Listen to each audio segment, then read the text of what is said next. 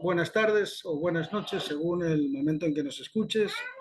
Estamos aquí charlando con Fabián Córdoba, un compañero ecuatoriano, ex trabajador de la universidad, y le vamos a hacer algunas preguntas sobre cuál es la situación que se ha abierto ahora en Ecuador después de las elecciones del 5 de febrero recientemente.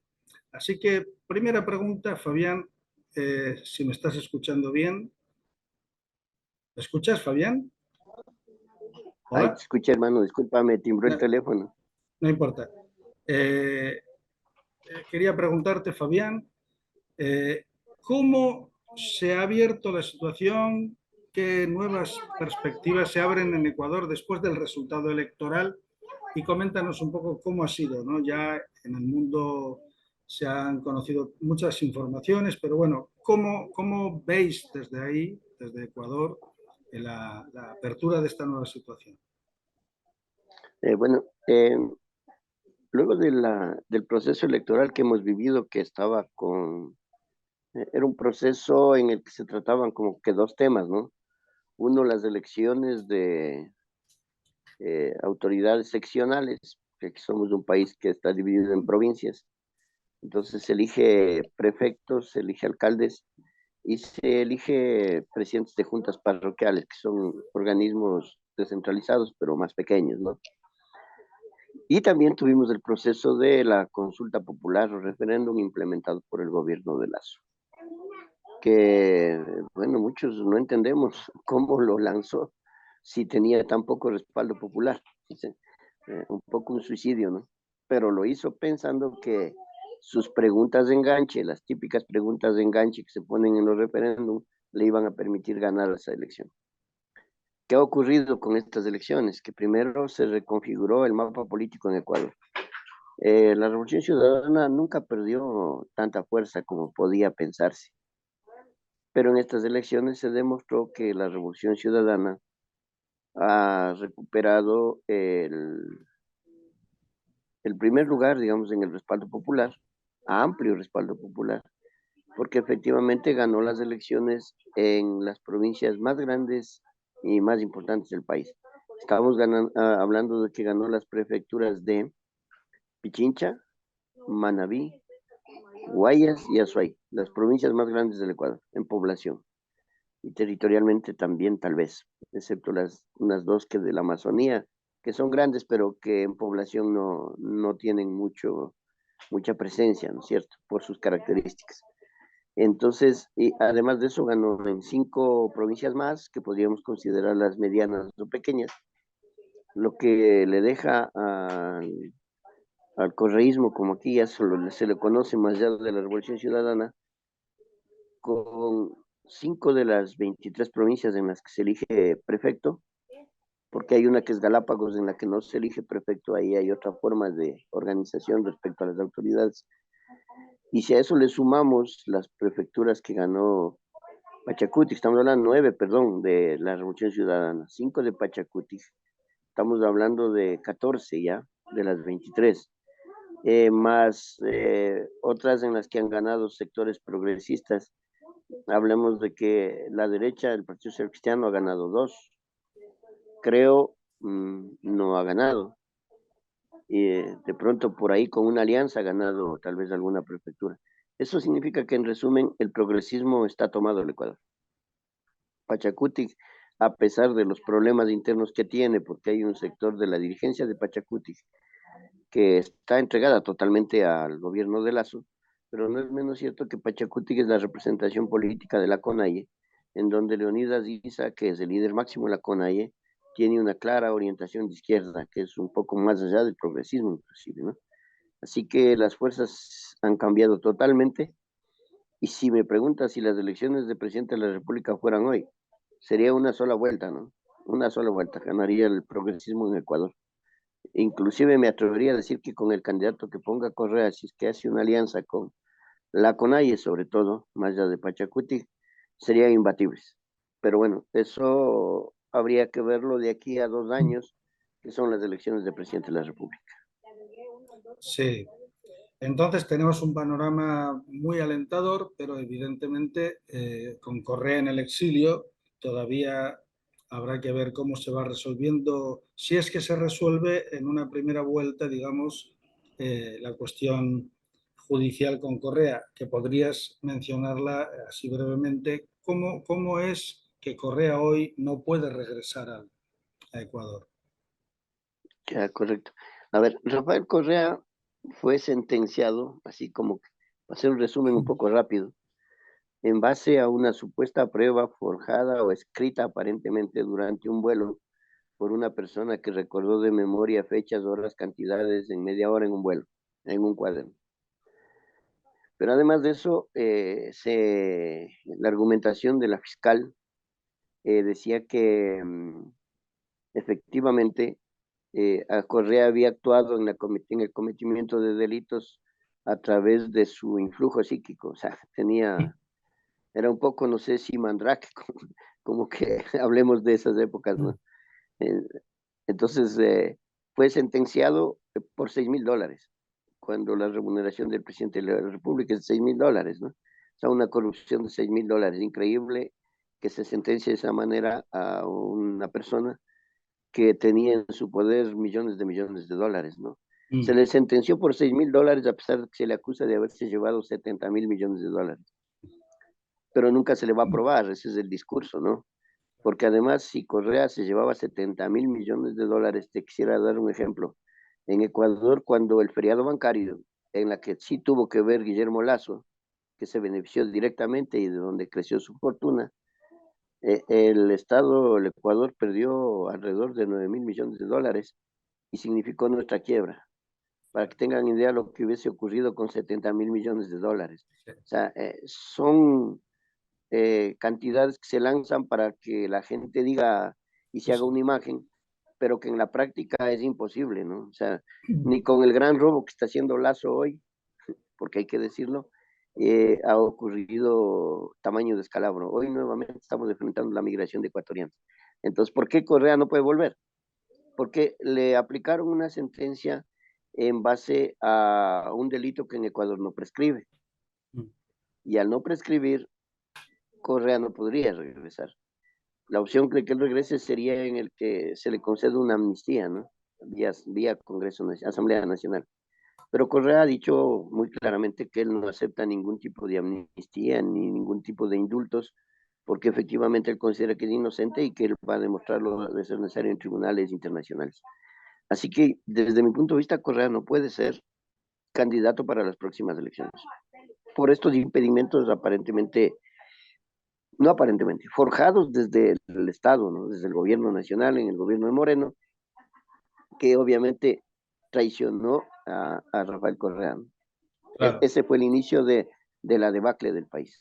Pero, ¿y este problema judicial que tiene Correa, que la justicia tiene con Correa, ¿no? En Ecuador, ¿se va a Uh-huh. resolver en la justicia ecuatoriana o se está planteando algún tipo de juicio internacional? eh, yo creo que por el momento en la justicia ecuatoriana no se resolvería, porque se han planteado todo tipo de recursos, ¿no? Y obviamente los jueces también responden al poder. Todos sabemos que los jueces, la justicia responde al poder. Entonces es imposible, salvo ocurra, no sé, no creo en los milagros, pero imposible que se resuelva su situación judicial en Ecuador, a menos que luego de un cambio de gobierno se proceda a cambiar la estructura judicial que está Mm. podrida en el Ecuador, corrompida en el Claro, Ecuador, ¿no? también. Tanto así que hoy día en Ecuador, para darles una idea, el día de ayer Anderson Boscan, que es un periodista de los enemigos de Correa, presentó 35,000 documentos respecto a una probable corrupción de las altas esferas de gobierno en la que estaría incluido Guillermo Lazo, porque se asegura que recibió 1,5 millones de dólares de la mafia albanesa para su campaña electoral. Mm. Y quien dirige todos esos niveles de corrupción Mm. es el cuñado de Guillermo Lazo, Danilo Carrera, que casualmente fue el que le regaló, entre comillas, le regaló el banco a Guillermo Lazo. O sea, creo que somos el único país del mundo donde un cuñado regala un banco. Es impresionante. Sí. Entonces, no, pues en Ecuador, como te decía, a partir de las elecciones las cosas han cambiado y a partir de estos días es mucho más delicada la situación. Yo escucho, hay llamados de sectores de derecha, llamado a las Fuerzas Armadas a tratar de mantener en el poder a Guillermo Lazo y estamos a puertas, no sé, de un estallido. Leonidas Díaz ha llamado para el día 18, pues esta semana, a una Leónidas, reunión ampliada de la CONAIE para anunciar medidas a tomar en virtud de que Guillermo Lazo incumplió todos los acuerdos firmados que llegó a la CONAIE como producto de las movilizaciones del año pasado. sí, sí, increíble. Pero bueno, yo estaba pensando, conforme tú hablabas acerca de Correa y su imposibilidad de volver a Ecuador, lo que le pasó a Lula también, ¿no? Lula fue apartado directamente y detenido y encarcelado durante casi 600 días, y al final no tuvieron más remedio que rehabilitarlo para la elección política y hoy lo tenemos de presidente de Brasil. Es decir, la dinámica política en un país, y sobre todo en América Latina, que es tan rápida, ¿no? No hace ni 2 años que ganó Lasso las elecciones y ya está perdiendo estrepitosamente y se le cae el gobierno. No sé si ha Sí. habido ya algunas renuncias de ministros, etcétera. Pero bueno, habría que pensar en esa posibilidad. Igual me preocupa y me gustaría que nos comentaras cómo ha sido el desarrollo, cómo está siendo ahora la situación económica de la clase trabajadora, de la población en general, porque Ecuador, aprovecho para recordar, es un país que está dolarizado, ¿no? Algo que, por cierto, plantean también para acá en Argentina, la derecha más irresponsable como la de Milei, ¿no?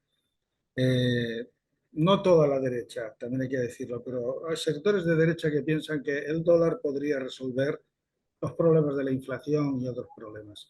Pero te pregunto, porque sé que los datos son bastante duros, ¿no? Para la población ahí, ¿cómo es el nivel salarial? ¿Cuánto es un salario promedio y cuánto valen una serie de cosas que determinan la calidad de vida, ¿no? Del pueblo trabajador?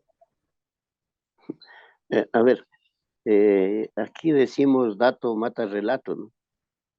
Y con datos podemos hablar. En Ecuador estamos considerando que es el cuarto mejor salario de América Latina y eso podría nubilar a muchos, ¿no? A Mm. muchos de fuera y decir, bueno, la solución es la dolarización. El tema es que nosotros, si bien es cierto, ganamos en dólares, gastamos en dólares y los precios en dólares es inmensamente diferente, ¿no? Hoy acabamos de comprar un jugo para mi nieto, cuesta $1. Mm. Y estamos hablando de que eso equivaldría en nuestra moneda 25.000 sucres. Y con 25.000 sucres no compraba un jugo, compraba la caja de jugos. O sea, la caja entera. Entonces, la diferencia es terrible, mucho más cuando nuestra canasta básica, el costo de la canasta básica, o sea, lo elemental para sobrevivir en Ecuador, está bordeando los $780 de acuerdo al Instituto Nacional de Estadísticas, el INEC.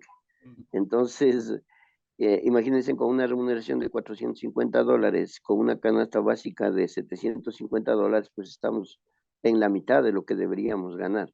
Además de eso, hay que considerar que, por ejemplo, el costo de energía eléctrica está bordeando los $40 mensuales.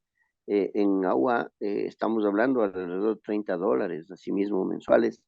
El arriendo de un lugar para vivir, 150, $200.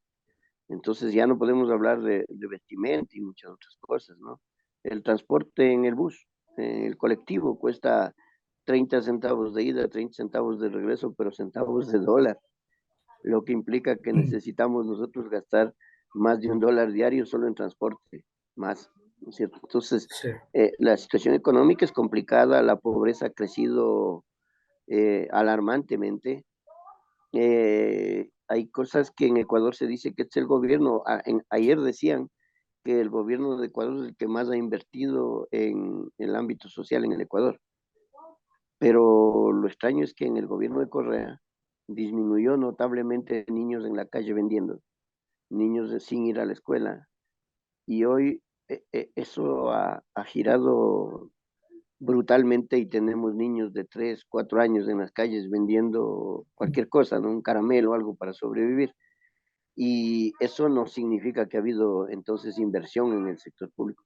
Simplemente se maquillan datos con la finalidad de mostrar a un gobierno que está cayendo, se está literalmente cayendo. Y aquí quería Mm. hacer un paréntesis. Cuando me comentabas de si ha habido renuncias de ministros. Lazo creó una fundación que se llama Ecuador Libre, donde formaba a sus cuadros para que sean los futuros dirigentes del país, ¿no? Entonces, ellos llegaron a ser sus ministros, sus asesores, y hasta ayer terminaron renunciando todos los que aquí se les denominaban los Lazo Boys, que eran todos sus muchachos, y han sido cambiados, prácticamente se desmanteló su gobierno, Mm. pero la derecha nunca se deja sola, la derecha siempre se acompaña. Claro. Y los nuevos ministros que asumieron, su mayoría son militantes del Partido Social Cristiano, que aparentemente es oposición al gobierno, pero que hoy están todos personajes de ministros de Guillermo Lazo. Se están apuntalando el tema de Lazo, porque te comento que estamos hablando de 2 horas, 3 horas, eh, prácticamente la Asamblea Nacional está recomendando el juicio político para la destitución del presidente de la República. Entonces, de consolidarse eso, estaríamos en un momento clave para el país, ¿no es cierto? Claro. Y que podría llevar, hay comentarios que dicen que Lazo podría tomar la decisión de declarar la muerte cruzada, que es una figura constitucional con la que él disolvería la Asamblea y gobernaría mediante decreto ley por 90 días hasta que se realicen unas nuevas elecciones, pero indudablemente él se iría. Pero es una jugada que posiblemente le está quedando en virtud de que ayer se desató esto de la vinculación de sus más cercanos personajes a la mafia albanesa. ¿Qué ocurre Ah, en Ecuador hoy? Hoy todos los denunciantes que antes eran gente de Lazo, te estoy hablando de la fiscal que fue una de las que acusó de influjo psíquico a Correa, te hablo de este periodista Boscan, te hablo de mucha gente que no le quedó más remedio que decir sí, hay corrupción en el gobierno. Hoy en Ecuador los medios de prensa los están calificando como correístas, ¿no? O sea, ahora en Ecuador todo es culpa de Correa. Si llueve es culpa de Correa. Y es un discurso que se les ha caído, pero la presencia de Correa es, no sé si has visto, hay un meme inclusive que lo hizo Correa mismo, en mira. donde él se toma una foto con un control remoto manejando el Ecuador. O sea, hemos llegado a ese extremo Claro. de Sí, sí, culpabilizar a Correa de todo. Y sí, lo sí. único que han hecho es mantener viva su presencia aquí en Ecuador. Correa es como que estuviera aquí en Ecuador. O sea, todo el mundo habla de Correa aquí en Ecuador, no como que está fuera del país. Es la Claro. presencia de Correa aquí, ¿eres correísta o no eres correísta? Muchos Sí. no estamos de acuerdo con ese tema, pero entendemos que es una fuerza que aglutina sectores populares importantes, que no los organiza como deberían para un proceso de transformación, Mm. pero que indudablemente va a marcar la historia del Ecuador, no solamente por lo que hizo, sino por muchos años más. De eso yo estoy seguro. Y creo que al igual que pasa con Cristina, digamos, en Argentina, o Lula en Brasil, Mm. que son declarados progresistas, ¿no es cierto? No me atrevo a meterle en este saco a Maduro porque tengo algunas consideraciones particulares. Ujú. Eh, Son males necesarios, diríamos, para el pueblo, para los pueblos, ¿no? Porque si bien no llevan a transformaciones radicales, que es lo que los pueblos necesitamos hoy, porque el capitalismo ha demostrado que simplemente no es que ha fracasado, ha sido un éxito para quienes manejan el poder, pero para los pueblos simplemente son miseria, ¿no? Así Claro. que necesitamos una nueva alternativa que ellos no nos la ofrecen, pero que al menos nos ofrecen un poco de dignidad en medio de esta marea de pobreza y de miseria en la que estamos sumidos los pueblos, ¿no? Cierto. Hablando de las fuerzas transformadoras, ¿no? Obviamente que el correísmo es la más importante, pero eh, en en el campo de las fuerzas políticas indigenistas, ¿no? De los pueblos originarios, ¿cómo piensas que se va a desarrollar este tipo de lucha también? ¿Ves la posibilidad de que, por ejemplo, Pachacuti vaya a ir junto con Correa o la Fuerza de Revolución Ciudadana en las próximas elecciones? A ver, Cómo lo vislumbras? Leonidas Issa ha atendido fuentes al respecto, ha hecho declaraciones respecto a la necesidad de la unidad en base a una fuerte autocrítica de los sectores. Mm, Y más bien ahí yo sí, con toda sinceridad, le veo complicado por el lado de Correa, ¿no? sí. Porque, a ver, el día que ganó las elecciones salieron cuadros de la Revolución Ciudadana a decir que era hora de la reflexión y de aceptar los errores que habían cometido y corregirlos. Y Correa inmediatamente salió a callarlos, a decir Mm, que no es hora de recordar los errores pasados, que simplemente ahora se había tomado el poder y que había que continuar. Un poco así, ¿no? No lo digo sí, sí, textual, pero así es. sí, sí. Entonces, claro, y ese es un problema que no permite una unidad. Lo que sí creo también es que Pachacuti en estos tiempos, en estos meses, sufrirá un cambio radical que espero sea para bien, porque Leonidas Issa, desde su visión mariateguista que tiene, Ajá. eh, va a, va a lograr eh, reorganizar Pachacuti, porque Pachacuti que está tomado, su directiva al menos está tomado, si bien son en sectores indígenas, los que dirigen son gente que también pertenece o que ha crecido en su nivel económico y que es una nueva burguesía, ¿no? Producto de la corrupción y por tanto están vinculados al Lazo, están Mm, vinculados a la derecha. Hoy día hay un asambleísta de Pachacuti que salió a declarar que ellos no van a apoyar un juicio político y la destitución de Lazo. Se salió ya a defenderlo. Se necesitan 93 votos para su destitución. Veamos qué pasa en la Asamblea.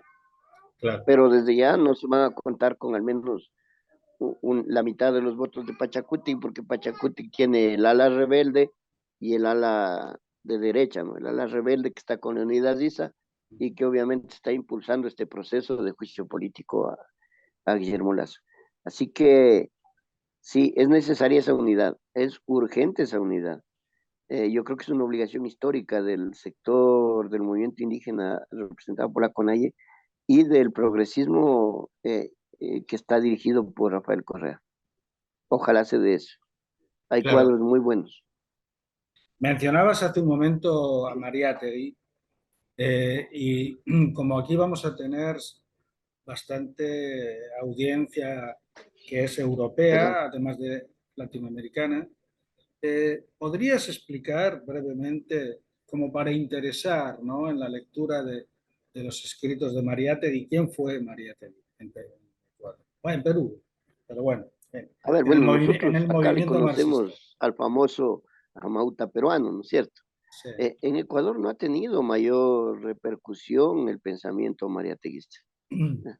Yo sería un falso si trato de hacer un análisis de la presencia de Mariátegui en Ecuador. Pero más bien ha empezado a sonar en el ambiente a partir de la identificación de Leonidas Issa como un mariateguista, Mira, ¿sí? Entonces, y claro, obviamente desde el sector indígena, ¿no es cierto? Desde el sector campesino, un movimiento que más o menos tiene características no similares, no creo que haya similitud en muchos casos, pero que nace desde el campo, como en el Perú, ¿no? Y que hacía mucha referencia a Mariátegui. Entonces, sí, yo creo que eso ha abierto más bien espacios de discusión en el Ecuador para que empecemos a conocer a Mariátegui, para que empecemos a entender sus propuestas de lo que consideraba el movimiento revolucionario. Y en eso Isa ha jugado un papel fundamental, ¿no? Su discurso es muy claro, su discurso evidentemente no es progresista, es de carácter revolucionario y esperemos que se consolide porque tiene muchos detractores en la Revolución Ciudadana. Obviamente en la Revolución Ciudadana hay mucha gente que no le gusta hablar de socialismo, ¿no? La misma claro. presidenta de la Revolución Ciudadana salió a decir que quienes somos de izquierda lo que somos es unos recalcitrantes y que no deberían tomarnos en cuenta. Pero así es la vida, a nosotros nos toca tomar en cuenta a ella, ¿no? Claro, claro. Me, me viene a la cabeza el problema enorme, ¿no? El golpe de Estado y el movimiento popular que se está oponiendo a este golpe de Estado en Perú. ¿Cómo se vive desde Ecuador ya más de 2 meses, ¿no? de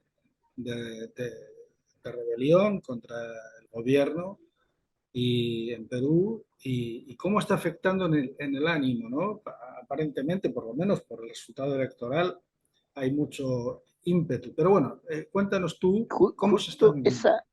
esa movilización en el Perú ha generado mayor impacto y mayor solidaridad, obviamente en sectores de trabajadores aquí en Ecuador, pero fundamentalmente en los sectores indígenas, porque Mm, obviamente son compañeros quechuas los que están protestando, ¿no es cierto? mm, Entonces ahí esa identidad y Leonidas Diz ha sido muy incisivo en respaldar la movilización de los compañeros y de criticar al gobierno de Dina, ¿no? De Dina Boluarte. Así que en los sectores, eso sí, burgueses, en los sectores de capas medias, eh, particularmente me atrevo a decir que no ha tenido mayor impacto y a muchos como que no les interesa inclusive el tema de la movilización en el Perú.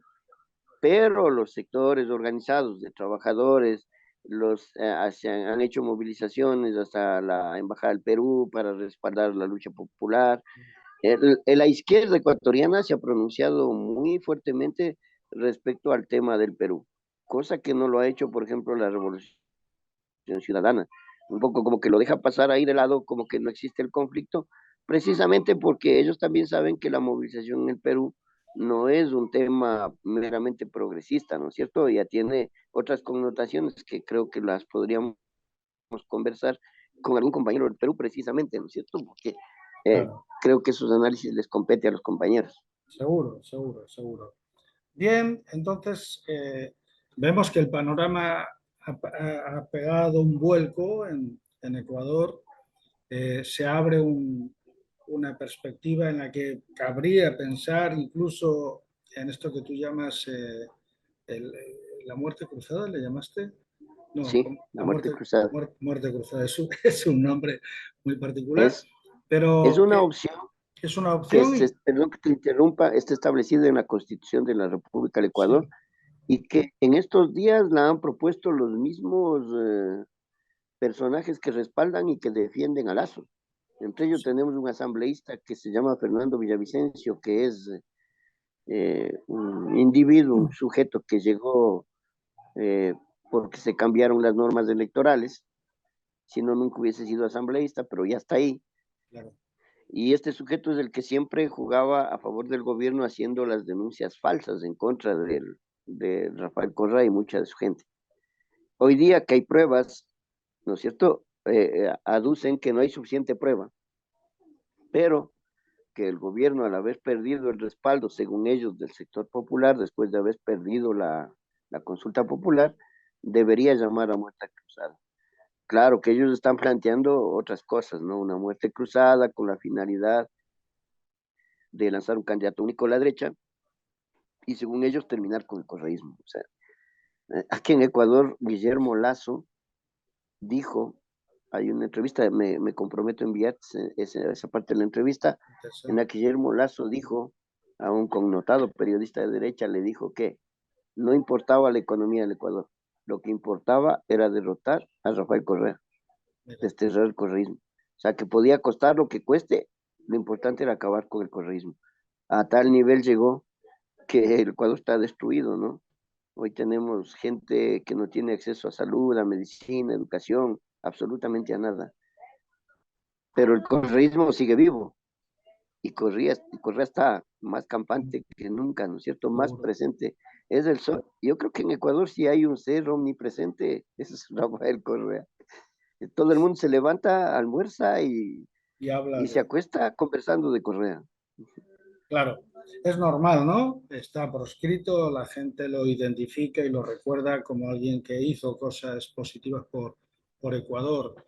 Y más allá de que, como tú bien señalas, hubo errores. Pero bueno, la gente, el pueblo, compara y se da cuenta de quién le perjudica más y quién le beneficia más.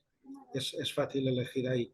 Así que lo que Claro, vamos... tanto que en la campaña electoral lo único que se decía, más allá de programas y propuestas, era antes estábamos mejor. Claro, Y eso fue tal cual, suficiente. Eso fue suficiente. suficiente. es que eso es lo que importa, ¿no? Si estás mejor o estás Ujú. peor. Para la gente es lo Sí, más importante. Así que bueno, la verdad que ha sido una charla muy interesante, Fabián. Vamos a estar en contacto porque creo que las cosas se van a seguir moviendo en una dinámica muy interesante, muy positiva para el pueblo ecuatoriano. Y en marzo veremos a ver cómo se desarrollan y ya te emplazo para una nueva entrevista, ¿no? En cuanto haya algunos no, hermano, más movimientos bien interesantes ahí. agradecido con ustedes, un abrazo para ti. Comentarte que esperemos que las cosas se den como nosotros preveemos, ¿no es cierto? Claro, Porque sería para beneficio popular. Y repetirte una cosa que es importantísimo. Correa aquí en Ecuador es idolatrado, literalmente idolatrado por muchos, odiados por la extrema derecha ecuatoriana, y para muchos de nosotros también es un mal necesario este momento, hay que decirlo. claro, O sí, sea, sí, efectivamente reconocemos su capacidad, ¿no? Un economista muy valioso para América Latina y para el mundo, creemos. Creemos que tiene posiciones que no permiten avanzar en la consolidación de una propuesta revolucionaria en el país, pero que eso también es un deber de nosotros, ¿no? De los trabajadores, de los campesinos, porque tampoco la revolución nos puede andar haciendo, la revolución la hacemos nosotros. Y claro. si queremos que él nos la dé haciendo, ese es el error que hemos cometido. Pensar que la revolución se hace por encargo y la revolución se hace por conciencia y por convicción, no por encargo, ¿no? Claro que sí, por necesidad. Muy bien, Fabián. Bueno, lo dicho, estamos en contacto y nos vemos en marzo con seguridad. ¿Vale? Suerte con todo Un, y a cuidarse. Un un abrazo. abrazo, hermano. Muchas gracias. Vale. Te mantengo informado de lo que sigue pasando.